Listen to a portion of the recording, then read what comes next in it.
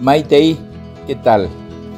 Muchas personas a la hora de agradecer utilizan la palabra agüille.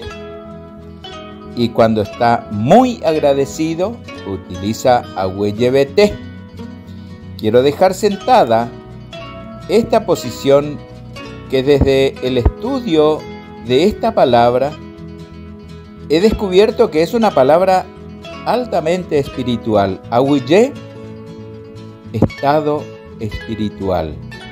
Agüillebete o agüillebete es una palabra que expresa el deseo de que el estado espiritual de alguien esté elevado a su máxima expresión.